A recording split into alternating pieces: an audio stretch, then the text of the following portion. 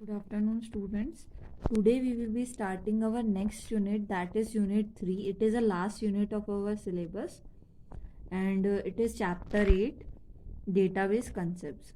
So we will start from here. First of all, a database. A database system is basically a computer based record keeping system. सबसे पहले हम लोग ये देखते हैं कि what is a requirement of database. हमें database की रिक्वायरमेंट क्यों पड़ी और हमने कंप्यूटराइज डेटाबेस क्यों बनाया गया, इसका क्या रीज़न है. फ्यू ईयर्स बैक और मतलब कुछ ईयर्स बैक में ऐसा होता था कि हमारा जो डेटा था, सपोज़ किसी भी कंपनी का डेटा है, ऑफिस का डेटा है, वो क्या होता था, रिटर्न फॉर्म में होता था. Everything was in the form of return files. तो कभी कभी ऐसा हो सकता है कि कोई डेटा मिसप्लेस हो जाता था या बाद में हमें उस डेटाबेस की ज़रूरत पड़ती थी तो वो हमारे पास अवेलेबल नहीं हो पाता था.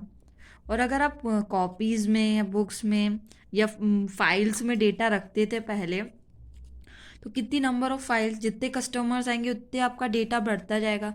तो मैनेज करना पॉसिबल नहीं है. सपोज़ इन द ख़राब हो गया वो डेटा या फिर फाइल्स खो गई, तो इसका मतलब क्या है कि आप डेटाबेस लूज़ कर देंगे. तो इसके लिए हमने कुछ वेज निकाले जिसके फॉर्म में हमारा डेटा जो रहेगा वो कंप्यूटराइज फॉर्म में रहेगा. कि सपोज हमारी एक हार्ड डिस्क, हमारा सिस्टम ख़राब भी हो जाता है तो हमारा जो डेटा है वो सर्वर पे तो सेव रहेगा ना. तो that is file processing system को छोड़ के हमने मूव ऑन करा डेटाबेस सिस्टम पे. तो that was a basic requirement why we have introduce a database system. Now let us see what is a database system. A database system is basically a computer based record keeping system. I hope you understood this line.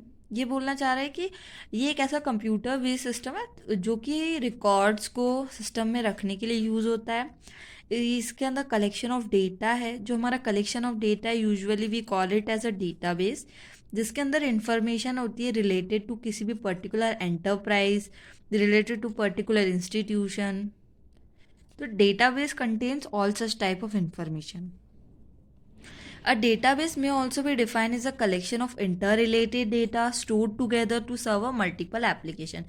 हम database की एक और definition बोल सकते हैं कि ये क्या होता है, कलेक्शन होता है interrelated data का, जो कि क्यों स्टोर किया जाता है, ताकि उसे मल्टीपल एप्लीकेशन में यूज़ किया जा सके. Next, the data is such stored so that it is independent of the program which use the data.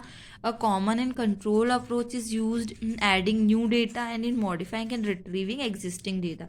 इसमें क्या बोला गया है कि जो हमारा डेटा है उसको सेपरेटली स्टोर करके रखा जाता है सर्वर पे, जिससे कि जो हमारे सिस्टम पे प्रोग्राम्स रन हो रहे हैं वो उस डेटा को यूज़ कर पाएँ इंडिपेंडेंटली. ठीक है.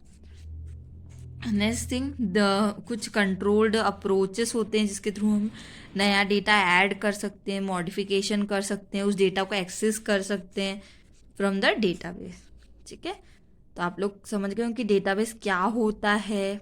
ठीक है. नेक्स्ट, अब हम देखते हैं what are the various file based system. जैसे कि मैंने अभी आपको बताया था कि अर्लियर डेटाबेसेस में हम लोग फाइल बेस्ड सिस्टम्स को यूज़ करते थे. ठीक है. These days, the data have become norm for data storage, but prior to database days, data was stored in a file systems. A file-based system or a flat file or a file database, one big file. ठीक है. A file-based system stores all the data in one big file. There is a no structure associated with the data. Common data may be repeated a number of times. ठीक है. इसमें ऐसा बोला गया है कि फाइल बेस्ड सिस्टम क्या होता है. फाइल बेस्ड सिस्टम एक ऐसा सिस्टम होता है जिसके अंदर एक बड़ी सी फाइल है और उसी में हमने सारा डेटा स्टोर करके रखा हुआ है रिटर्न फॉर्म में, और उसका कोई पर्टिकुलर स्ट्रक्चर नहीं है. फाइल कैसी भी हो सकती है. और नेक्स्ट थिंग, उसमें हमारा बहुत सारा डेटा रिपीटेड भी हो सकता है. सपोज एक कस्टमर ने आज कुछ सामान खरीदा, उसका डेटा हमने एंटर कर लिया. आफ्टर 10 days उसने कुछ खरीदा तो फिर से उसकी सारी एंट्रीज होंगी. तो इसका मतलब है कि एक ही पर्सन की एंट्रीज बार बार रिपीट हो रही है हमारे पास. तो अगर मैनुअल फाइल सिस्टम है तो हमें पता ही नहीं है ना कि पहले से.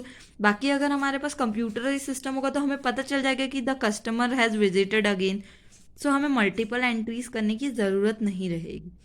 तो that is why that is a basic difference between a file based system and a data based system. If there are multiple departments within one organization, then the data may be stored in multiple files for the different application. Example, different departments, loan department, fixed deposit department. ठीक है, तो अगर departments अलग है तो उनके अलग अलग फाइल्स होंगी, तो उन सभी फाइल्स को संभाल के रखना और उनके अंदर डेटा स्टोर करके रखना और उनको मैनेज करना क्वाइट रिस्की टास्क होता है. अगर एक का भी डेटा हमसे खो जाता है या हम उस फाइल को नहीं संभाल के रख पाते हैं तो that is a big loss for the department. So जो फाइल बेस्ड सिस्टम था ये उसके पर्टिकुलर डिसएडवांटेजेस हैं. ठीक है, नेक्स्ट अब देखिए यहाँ पे दिया है even if some data is common across some department it will be repeated in store.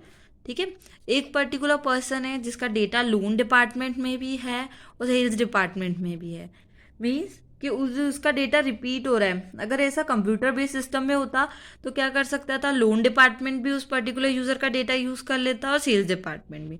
तो वहाँ पर हमें दो बार किसी भी पर्टिकुलर पर्सन का डेटा रिपीट करने की ज़रूरत नहीं होती है. ठीक है, अब देखिए for example consider the following file that store the patient appointment data with the doctor. ठीक है, यहाँ पे पेशेंट आईडी दी है, नेम दिया है, डेट ऑफ बर्थ दे रखा है, जेंडर है, mobile number, doctor ID, doctor name, visits and room. ठीक है, तो इस तरीके से हमारा डेटाबेस स्टोर रहता है. ये एक पर्टिकुलर एग्जाम्पल के थ्रू हमें दिया गया है. ठीक है, इस फाइल डेटाबेस को हम फर्दर एग्जाम्पल्स में यूज़ करेंगे. ठीक है, अब हम देखते हैं what are the various disadvantages और the limitations of file based system. सबसे पहला डिफ़िकल्टी टू एक्सेस. हमें पता है कि जो भी हमारा डेटाबेस फाइल बेस्ड सिस्टम होता है उसका कोई पर्टिकुलर स्ट्रक्चर नहीं होता, तो हमें उसे एक्सेस करने में प्रॉब्लम आती है. Okay, next data redundancy. जैसे कि मैंने आपको बताया कि एक ही डेटा को अगर हम बार बार स्टोर करते हैं दैट मीन्स डुप्लीकेट डेटा होता है और इसी टर्म को डेटा रिडंडेंसी कहा जाता है.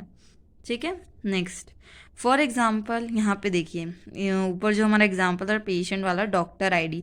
देखो डॉक्टर की आईडी यहाँ पे रिपीट हो रही है 2 बार 0101.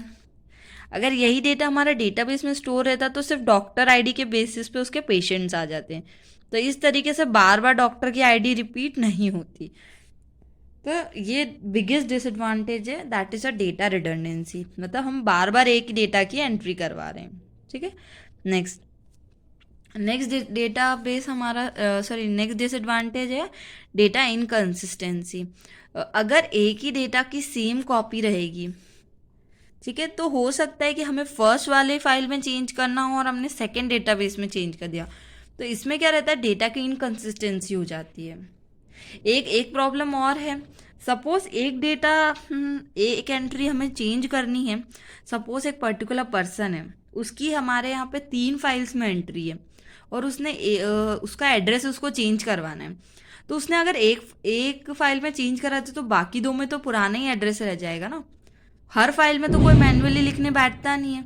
तो this is also biggest disadvantage कि डेटा इनकंसिस्टेंसी होती है. ठीक है, so this are the various disadvantages of the file based system. Next class में हम फर्दर डिसएडवांटेजेस देखेंगे. Now this is all for the day.